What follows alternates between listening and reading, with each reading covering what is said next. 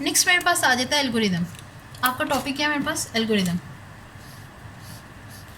Algorithm क्या है? Step by step process for solution of a problem. कोई भी एक ऐसी चीज़ जो स्टेप बाय स्टेप आपके क्या है किसी कोई सोल्यूशन दे रही होती है किसी प्रॉब्लम का, मैं इसे क्या कहती हूँ, वो एल्गोरिदम है। ठीक है, कोई भी चीज़ जो स्टेप बाय स्टेप प्रोसीजर बता रही हो किसी प्रॉब्लम का, ठीक है, मैं उसे क्या बता रही हूँ, कहती हूँ एल्गोरिदम है, क्योंकि वो एक मेरे तरफ पास एक सोल्यूशन होता है जो स्टेप में मैं उसे सॉल्व करने की तरफ जा रही होती हूँ। ठीक है, इसमें क्या है, तो algorithm represent a sequence of step और instruction and the order in which the steps are taken for the solution of a problem. ये क्या होता है, एक सीक्वेंस ऑफ स्टेप्स होती हैं, ठीक है, आपकी क्या है इंस्ट्रक्शन की, ठीक है, इन ऑर्डर होती हैं, वो किसी खास ऑर्डर में होती हैं। ठीक है, ठीक है, पहला पॉइंट हमारे पास क्या है कि वो आपकी क्या है स्टेप बाय स्टेप प्रोसीजर है किसी चीज़ को फॉलो करने का, मैं इसे एल्गोरिदम कह रही हूँ। दूसरा क्या होता है, वो रिप्रेजेंट करते हैं एक सीक्वेंस हो, मतलब स्टेप नंबर 1 होगी, फिर स्टेप नंबर 2, फिर स्टेप नंबर 3, वो उसी सीक्वेंस में फॉलो हो सकती हैं। आप ये नहीं कर सकते कि क्या करें उनके सीक्वेंस को अल्टर कर सकें या चेंज कर सकें। ठीक है, तो हम क्या करते हैं, उनको क्या करते हैं सीक्वेंस में फॉलो करना होता है, कोई एक सिनेरियो बनाया होता है जिसके थ्रू हम उसे क्या कर रहे होते हैं, उसे फॉलो कर रहे होते हैं। तो इंस्ट्रक्शन को क्या होती है, इन ऑर्डर रखी जाती है, which these steps are taken from the in which these steps are taken for the solution of a problem, जिसमें क्या करते हैं उन स्टेप्स को तब किया जाता है जब हमने प्रॉब्लम को सॉल्व करना है। फर्स्ट स्टेप लूँगी, देन सेकंड, देन थर्ड और फर्दर, ताकि मैं इस प्रॉब्लम को क्या कर सकूँ, सॉल्व कर सकूँ। If the instructions are followed in a specific sequence, the desired result will be obtained. An algorithm provides the procedure for the solution of the program in a general terms only. ठीक है, हमने क्या करते हैं basically, एक तो ये काम हो गया कि मैंने उसे क्या किया, प्रॉब्लम आपके एल्गोरिदम लिख लिया, ठीक है, वो उसका क्या होगा, स्टेप बाय स्टेप सीक्वेंस होगा, किसी ऑर्डर में दिया जाएगा, और अगर मैं उन स्टेप्स को अब उन ऑर्डर में फॉलो करूँ जो स्पेसिफाई किया गया एल्गोरिदम में, देन क्या हो सकता है, ओनली देन ही कंडीशन है कि मेरे पास क्या होगा, आपका डिज़ायर्ड रिजल्ट ऑब्टेन होगा। ठीक है, डिज़ायर रिजल्ट जिसके लिए वो मैंने लिखा है, जो उसकी आउटपुट डिज़ायर की थी, एल्गोरिदम ने स्पेसिफाई की थी, देन ही आप वो गेट कर सकते हो। N algorithm provide procedure for the solution of the problem in general terms only. हमेशा जनरल टर्म्स में उन्हें डील करता है। ठीक है, इन डेप्थ निटी-ग्रिटी डिटेल में नहीं ये जाता। ठीक है, वो आपकी जब भी किसी प्रॉब्लम को सॉल्व करा होगा तो जनरल टर्म में होगा कि आप इनपुट ले लें, ठीक है, उनके ये सिनेरियो हों, इन सिनेरियो में आप क्या करें, ये फार्मूला डालें, इस तरह प्लस करें और वगैरह आप इनपुट निकाल सकते हैं। ठीक है, इस तरह डील करता है वो। Usually an algorithm is written before the actual computer program. It is written by using short English statement. ये मोस्टली तभी लिखा जाता है जब आपने एक्चुअल प्रोग्राम करना हो, ठीक है, उससे पहले आप मेंशन कर देते हैं, अच्छा मुझे इनपुट लेनी है, आप कह देते हो राइट एन इनपुट। ठीक है, ये एग्जांपल में जैसे यहाँ पे भी लिखा है, आपके क्या एक एल्गोरिदम लिखा हुआ, उन्होंने कहा कि इनपुट लें ऑफ 3 नंबर्स के कंप्यूटर को, जिसमें आप सम करना और आपने क्या करनी है, उनकी एवरेज करनी है। मतलब जब जिसमें क्या मैं इनपुट ले रही हूँ उनका सम करूँगी और क्या करूँगी, एवरेज निकाल लूँगी। ठीक है, इसमें क्या करना है, सबसे पहले इनपुट फर्स्ट नंबर इंटू ए, मैं क्या एक इनपुट ले लें फर्स्ट नंबर ए में, ठीक है, सेकंड इनपुट ले लें आप बी में, थर्ड इनपुट ले लें सी में। अब 3 इनपुट जो मैंने लेनी थी वो मेरी डिमांड पूरी होगी है, मैंने वो तीनों में ले लिया। उसके बाद मैंने क्या किया, सम कर लें ए प्लस बी, बी प्लस सी, ठीक है, उन तीनों को क्या करें, ऐड कर लें। अब जो मेरे पास सम आएगा, मैंने कहा वो असल में एवरेज के इक्वल है। एवरेज क्या है, सम डिवाइडेड बाय 3 है। टोटल जो नंबर ऑफ इनपुट थी उनसे मैंने क्या किया, डिवाइड कर दिया, और मैंने क्या किया, फिर उसके बाद प्रिंट सम प्रिंट एवरेज, क्योंकि सम और एवरेज दोनों चाहिए थे इसलिए दोनों प्रिंट आउट किया। उसके बाद मैंने क्या किया, एंड कर दिया। ठीक है, ये एक एल्गोरिदम लिखा हुआ है। ये सिंपल इंग्लिश लाइक स्टेटमेंट में जब ये लिखा जाता है तो उसके बाद आप क्या कर सकते हो, इसे इजीली किसी भी लैंग्वेज में जो आपकी फिजिबल है या जो आपको आती है, जो डिमांडेड है वगैरह, उसमें आप क्या कर सकते हो, कोड कर सकते हो। ठीक है, तो ये पहला स्टेप है एल्गोरिदम लिखना, देन आप उसके बाद क्या करते हो, कोड करते हो। यहाँ पे डेफिनेशन लिखी हुई है, an algorithm is a sequence of all well defined, ठीक है, of well defined and finite step of to perform a specific task in finite time.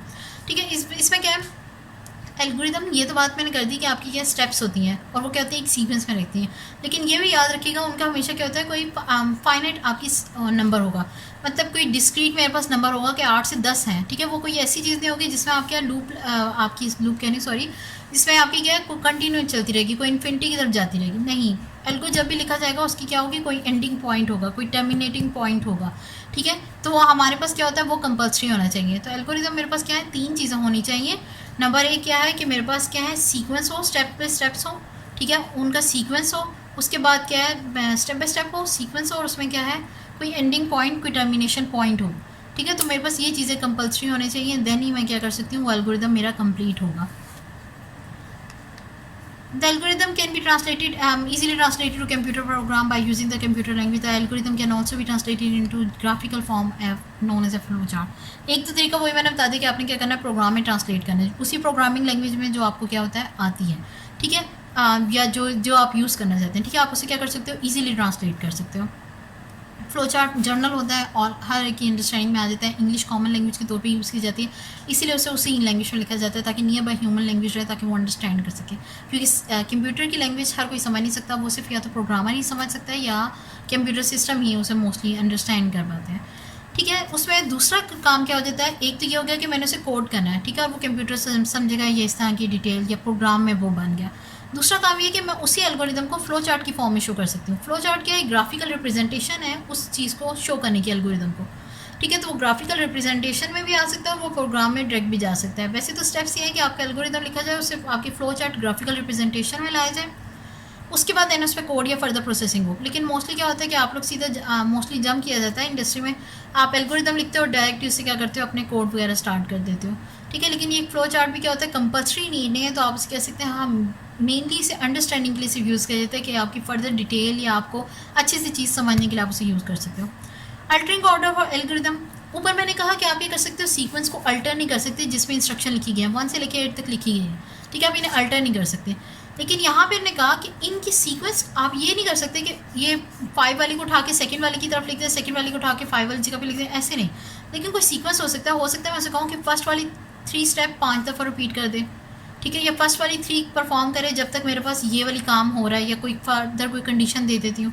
उस सिनेरियो में क्या हो सकता है, मैं नंबर ऑफ़ टाइम इनके इंक्रीज़ कर सकती हूँ, डिक्रीज़ कर सकती हूँ कि किस स्टेटमेंट को एग्जीक्यूट करना है और किसको स्किप आउट करना है, ठीक है। तो वो अल्टरिंग यहाँ पे एल्गोरिदम में आ जाएगी। Algorithm operations are ordered in there is a first instruction, a second instruction, etc. However, it is not enough. An algorithm must have the ability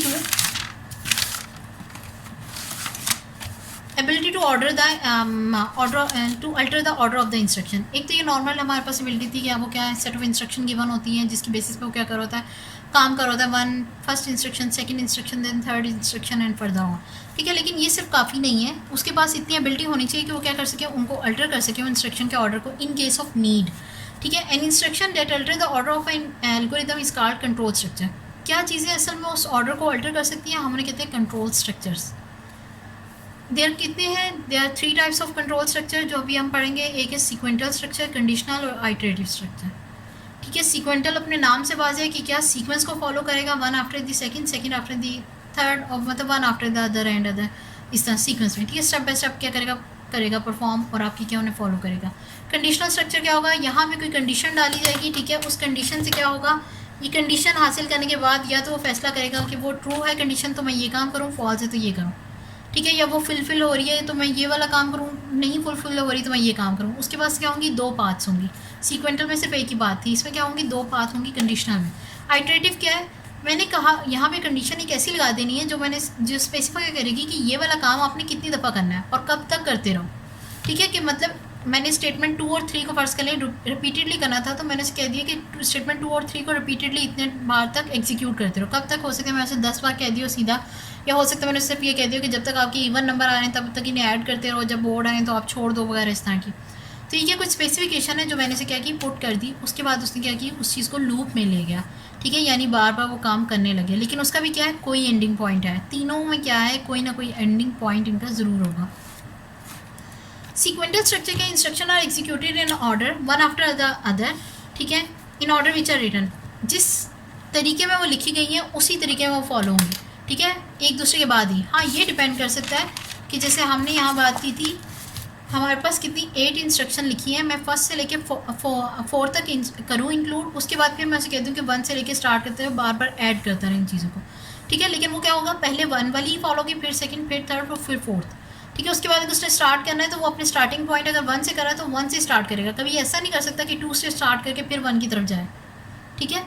अगर वो इस सिनेरियो फॉलो करेगा तो टॉप टू डाउन ही करेगा हमेशा follow, ठीक है। तो वो क्या है, हमने कह दिया कि वो क्या करेगा, उन इंस्ट्रक्शन को फॉलो करेगा जिसमें रिटर्न है फॉर्म में। All instruction are executed, it mean that no instruction is skipped and no instruction is executed more than 1 time. Sequential में क्या होगा, कोई भी इंस्ट्रक्शन स्किप नहीं हो सकती है और कोई भी इंस्ट्रक्शन एक टाइम से ज़्यादा नहीं होगी फॉलो, ठीक है। क्योंकि मैंने सीक्वेंटल में आपको क्या शो किया कि आपने सिंपल इस सीक्वेंस में चलते जाना है जिसमें आपकी लिखी हुई चीज़ दी है, ठीक है। तो आप सीक्वेंटल में सीधा चलते रहे हैं और आपने सिर्फ उन्हीं को फॉलो किया और आपने क्या किया, किसी में भी कोई रेपिटेशन है, कोई अल्टर तो किया ही नहीं, कहा हर एक को एक दफ़ा एग्जीक्यूट किया और काम ख़त्म किया, ठीक है। इसमें यहाँ पे इंस्ट्रक्शन नंबर 1 दी है, 2 दी है, उसके बाद आपकी नंबर ऑफ़ n, ठीक है, आपकी नंबर ऑफ़ इंस्ट्रक्शन दे दी है।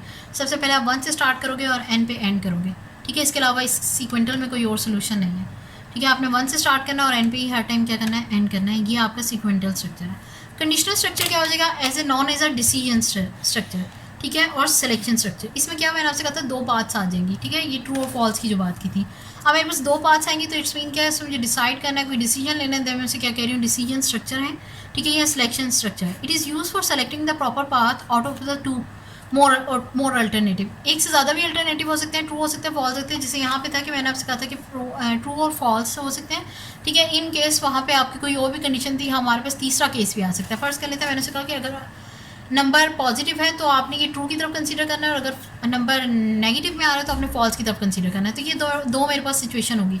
तीसरी सिचुएशन ये भी हो सकती है कि 0 आ जाए, ठीक है। तो किस साइड पे कंसीडर होगा, वो क्या हो, तीसरे मेरा एक पाथ बन जाएगा। तो इस तरह क्या होते हैं, एक से ज़्यादा पाथ बन जाते हैं, अल्टरनेटिव बन जाते हैं। उन पे क्या होते हैं, हम फिर अपनी सिलेक्शन देते हैं कि हमने इसमें किसकी तरफ मूव करना है। The instruction of the algorithm are written in a sequence, but selection statement are in a selection, ठीक है, but selection statements are used for making decision, ठीक है। यहाँ पे क्या है कि वो तो सीक्वेंस में लिखी हुई है ऑलरेडी एल्गोरिदम की जो हमारी इंस्ट्रक्शन थी, लेकिन यहाँ पे क्या सिलेक्शन स्टेटमेंट्स यूज़ होती हैं, ये स्ट्रक्चर्स यूज़ होते हैं जो उनको क्या करते हैं, डिसीजन मेक करते हैं आया कि इनमें अब मुझे किस तरीके से वर्किंग करनी है, किस तरह एग्जीक्यूट करना है इन्हें। In a conditional structure, condition is given. The given condition is tested. If the given condition is true, then the instruction that follow the selection statements are executed. Otherwise, these are ignored and alternative path is followed. ठीक है। इसमें क्या होता है कि अगर conditional structure मुझे दे दिया गया है तो मैं उसको क्या करती हूँ, टेस्ट करती हूँ। अगर कंडीशन ट्रू है तो मैं उसको क्या करती हूँ, उसके अकॉर्डिंगली जो इंस्ट्रक्शन गिवन है उन्हें सॉल्व करूँगी। अगर नहीं वो ट्रू तो उसकी क्या होती है, सेकंड पाथ को फॉलो करके उसमें जो इंस्ट्रक्शन गिवन है वो फॉलो करूँगी। जैसे यहाँ पे एग्जांपल के तौर पे क्या मैंने एक इफ़ दिया, कंडीशन लगा दी, कोई भी कंडीशन, ठीक है। मैंने कहा जब तक वो ट्रू है देन क्या करो, इंस्ट्रक्शन नंबर 1 को कर लो। यानी कि ये जब भी ट्रू होगी देन वो क्या करेगा, इंस्ट्रक्शन नंबर 1 को फॉलो करेगा। जैसे ये कंडीशन जो भी यहाँ गिवन होगी फॉल्स होगी, वो एल्स की कंडीशन में जाके इंस्ट्रक्शन नंबर 2 को सॉल्व करेगा, ठीक है। यानी कि इन दोनों में से एक टाइम पे एक ही एग्जीक्यूट होगी, ट्रू होने पे 1, फॉल्स होने पे 2, ठीक है। इसके अलावा कोई अल्टरनेटिव नहीं, वो ये नहीं कर सकते इंस्ट्रक्शन 1 को भी सॉल्व करें, इंस्ट्रक्शन 2 को भी करें, नहीं। एक बार कंडीशन या तो ट्रू होगी या फॉल्स होगी, ठीक है, या 2 इज इक्वल आपकी जो इवन नंबर है डिविजिबल बाय 2 होंगे या नहीं होंगे, ठीक है। तो वो कंडीशन उनको देख के क्या करेगा, अपनी पाथ चेंज कर लेगा। ये आपका क्या है, सिलेक्शन स्ट्रक्चर है।